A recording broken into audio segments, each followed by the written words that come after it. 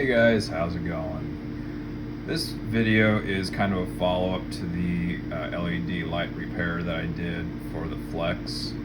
The lights were pre-removed. As you can see here, I had two bad LEDs. Kind of archaic and crude. I did source out some LEDs from a place local to me called Super Bright LEDs. This is the units here. This is the part number. They're about 24 cents a piece, if I remember right. I had to pre-bend the leads flat. I actually had to twist and bend to get the orientation correct, as you can see here. As the original ones are actually called snap LEDs, and they're actually sort of crimped into place like the ones you can see here.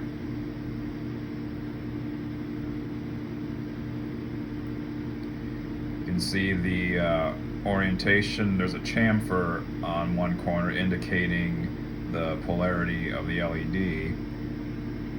The ones I got from Super Bright LEDs actually is opposite from what's installed.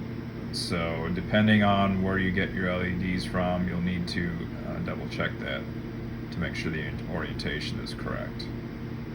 Otherwise, it just won't work.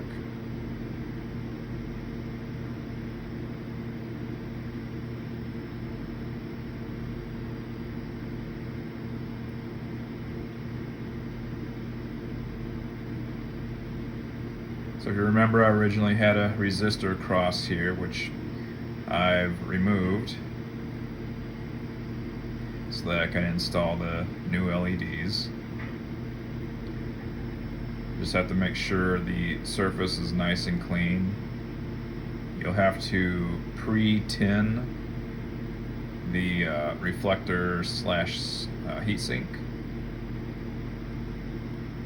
And the tricky part is getting them lined up perfectly so that they don't obviously look weird when you have it reinstalled.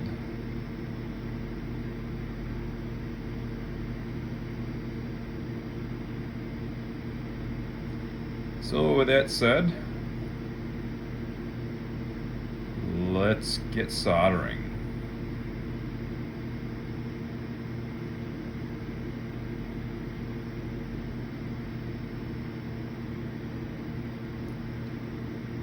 This particular iron is I believe it's a 25 watt siren,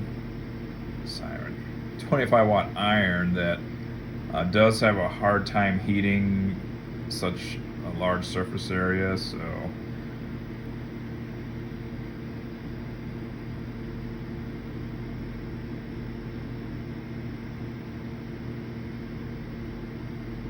probably a higher wattage soldering iron would work better in this case.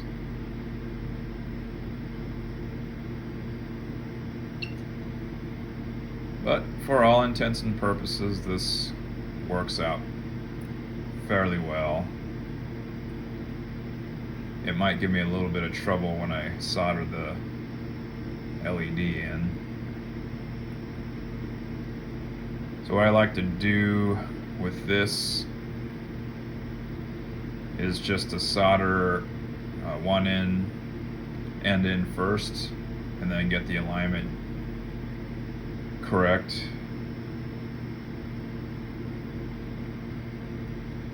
Just pre-tinning the leads on the LEDs also.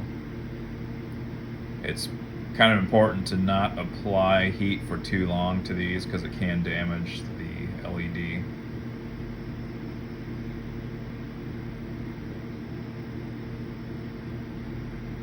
A piece of foam works really well at holding small components like this in place while you're trying to solder it.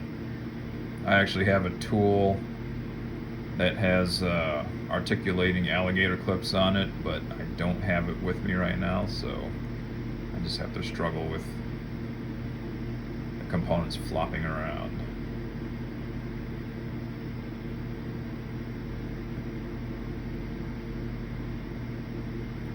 Again, you gotta make sure the orientation is correct. Try to set it in as straight as possible. I'm gonna just tack it in first on one side, and then if the alignment looks off, then I can just reheat that side and move the LED around until it looks like it's lined up.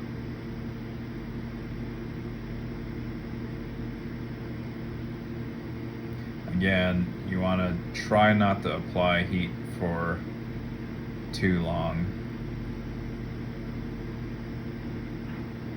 See here, the iron's having a little trouble melting the solder like I would like it to. I have a better soldering iron, but unfortunately it's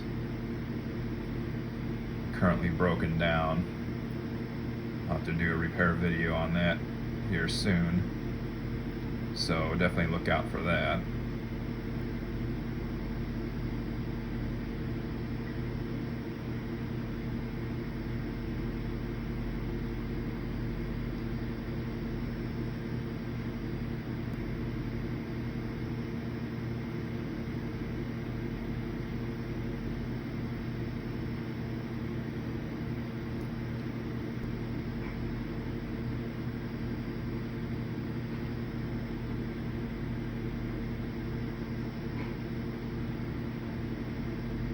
So here I'm aligning the LEDs just by reheating the legs on the one side and then checking the alignment.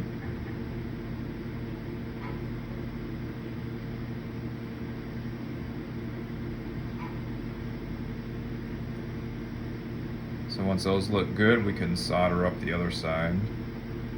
Again, just be careful with how much heat you're applying.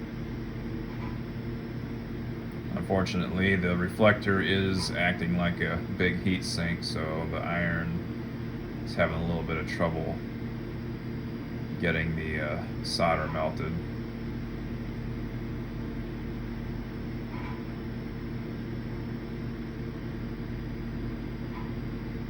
These LEDs aren't exactly a spec match, but as you'll see at the end, there is barely any discernible difference in the light output. I think the viewing angle is slightly less, but behind the reflector, I don't think that's really a factor.